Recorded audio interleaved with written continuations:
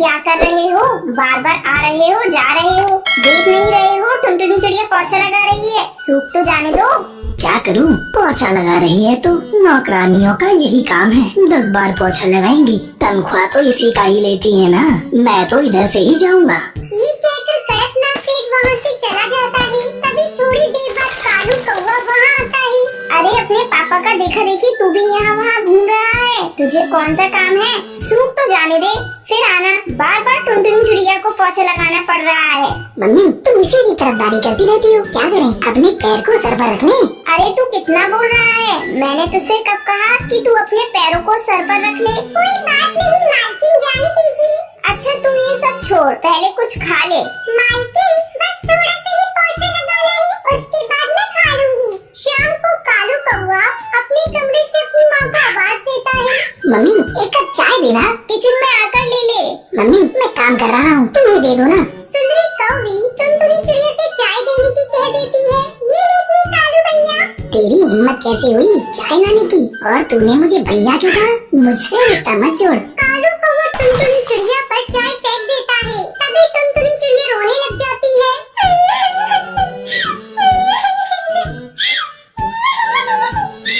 रोने की आवाज सुनकर सुंदरी कौवी वहाँ आती है। टुनटुनी चिड़िया तू क्यों रो रही है? अरे तूने ये क्या किया? कोई ऐसे गरम चाय फेंकता है क्या?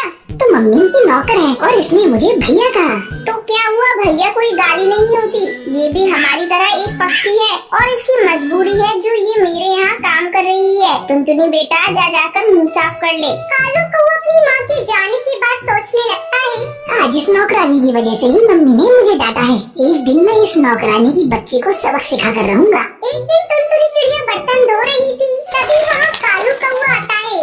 सुबह से शाम हो गई, अभी तक तेरे बर्तन नहीं धुले। घर के और काम कौन करेगा? तेरा बाप। साहब मेरे बाप को कुछ मत कहिए। क्यों ना कहूँ, वो कहीं का मिनिस्टर है क्या? नहीं साहब, मेरा बाप मर चुका है और मैं नहीं चाहती आप उनके बारे में कुछ बुरा कहें। इसी तरह कुछ महीने बीत जाते हैं। एक दिन टुनटुनी चिड़िया की माँ का फोन आता है। टुनटुनी चिड़िया मेरी तबीयत बहुत खराब है, तू जल्दी से घर आ जा।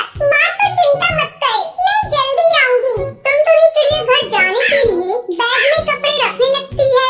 जब कालू कौवे से कपड़े रखते हुए देखता है तो उसके दिमाग में एक प्लान आता है।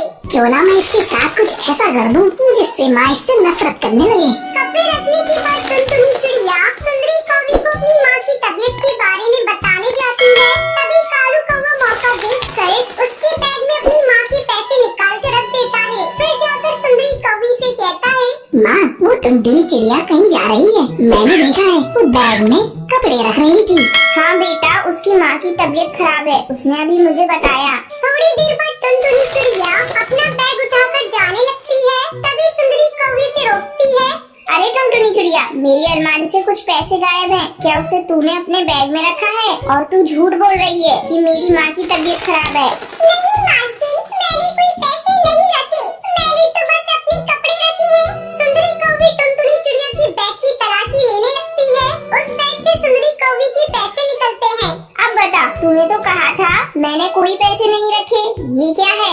नासपीटी, तुझे तो मैंने अपनी बेटी मानी थी, तूने मुझे धोखा दिया। रुक, मैं अभी तेरे पर काट कर तुझे पूरे जंगल में घुमाती हूँ। नहीं मालकिन, मैंने कोई चोरी नहीं की, मैं आपको सच सच बता रही हूँ। मेरी माँ की तबीयत बहुत खराब है, अगर वो ये सब सुनेंगी तो पहले ही मर जाएंगी। तभी कड़कनाथ सेठ ऑफिस से घर आता है। अरे क्या हुआ? क्या बात हुई है जो तुम टुनटुनी चिड़िया को डांट रही हो? तुम तो इससे बहुत प्यार करती थी।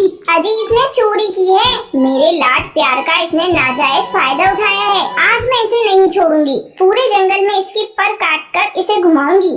वैसे मुझे लगता है इसने चोरी नहीं की, ये सब कालू कौवे का काम है। मैंने सुबह कालू कौवे को उसका बैग छूते हुए देखा था। कालू तू सच सच बता, ये सब तुमने किया है ना? मुझे तो पहले से ही पता था कि मेरी टुनटुनी चिड़िया ऐसी नहीं है, वो चोरी नहीं कर सकती। बेटा मुझे माफ कर दे, आज मेरे बेटे की वजह से तुझे शर्मिंदा होना पड़ा। मालकिन आप मुझसे माफी क्यों मांगती हैं?